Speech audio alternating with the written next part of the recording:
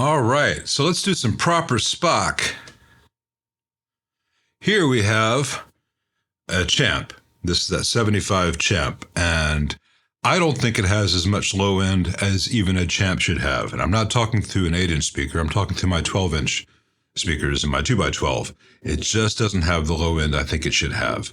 And so I'm going to compare it at 1 kilohertz and at 80 hertz to the same parts of the circuit, or the comparable parts of the circuit, in that deluxe I have here, that 63 deluxe, which really sounds fantastic.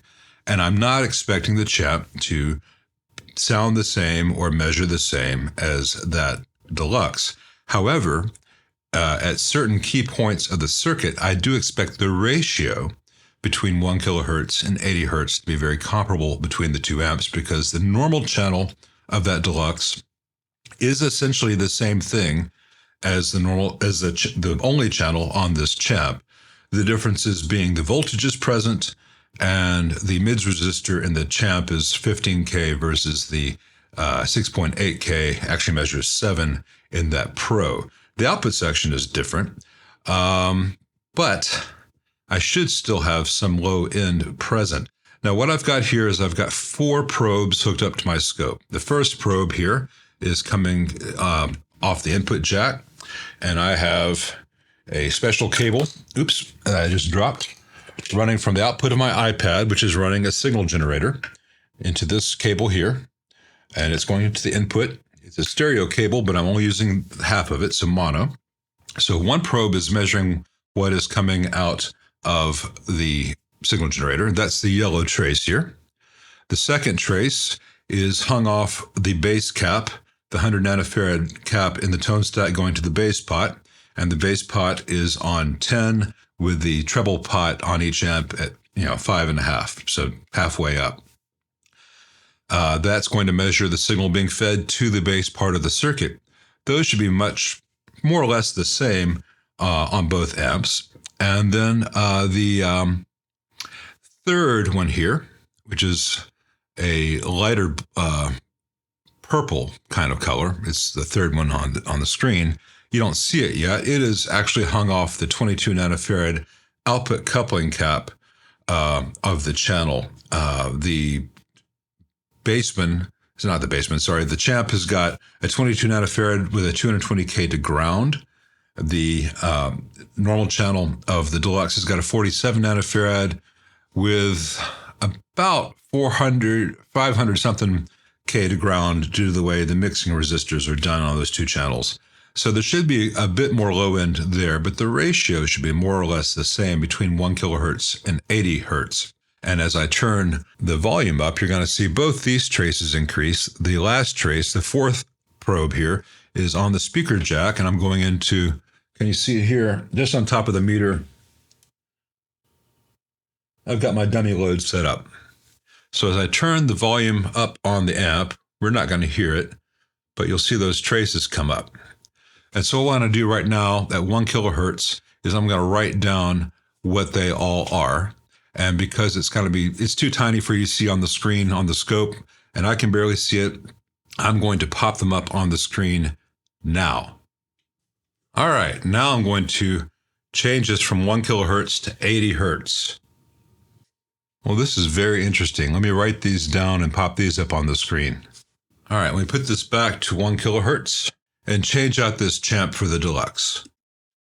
All right, before I start writing things down, what I want to do is bring up the volume on the channel, on the normal channel, until 3.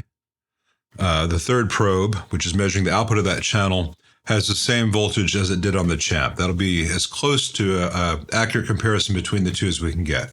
So I want to get 1.48 volts, or close enough. 1.46 is close enough. All right. So let me write down what I'm measuring now with the channel set the same on this deluxe for everything, and then I'll pop it up on the screen. So now I'll change this back to 80 hertz and see where those measurements come out.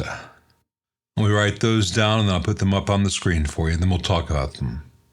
All right, what this tells me is that the champ, up into where it feeds into the output tube, actually has a little bit more low-end response than the Deluxe.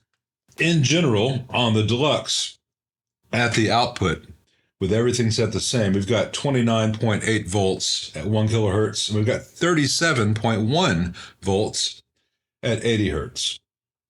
Whereas the Champ goes from 8.6 volts at 1 kilohertz down to 3.67 volts at 80 hertz. So the Deluxe has got about a 30% increase in output at 80 hertz at its output compared to 1 kilohertz, whereas the Champ has a little less than half the output at 80 hertz.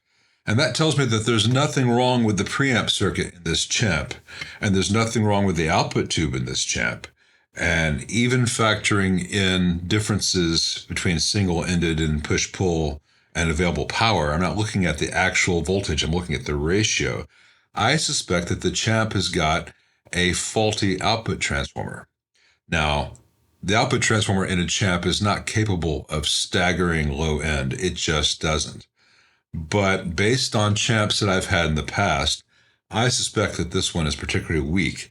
Now, it is a Habor, and Habor makes really good iron. I'm not saying that Habor Champ output transformers are bad. I suspect, given how poor the condition of the Champ was as it came in, that this thing might have been been run wrong, might have been miswired, might have been prone to oscillation. I think it had a hard life.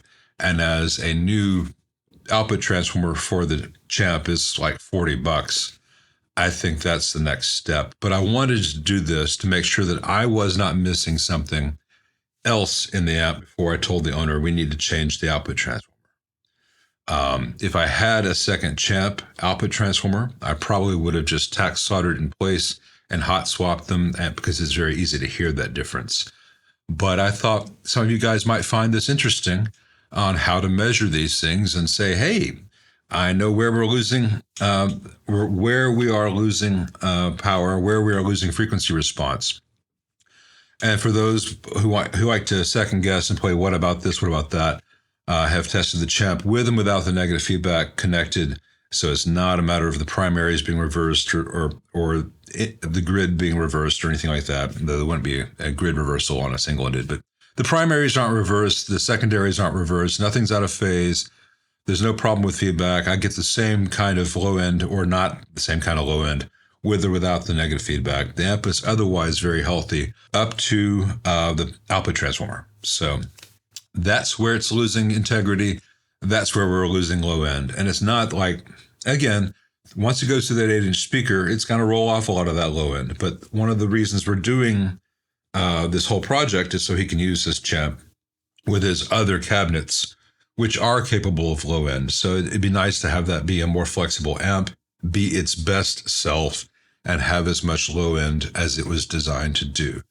So that's what we will do on that Champ. Sorry if this was boring to anyone. Others will find this really useful information, and hopefully you enjoyed this kind of video. Until the next one, thanks for watching.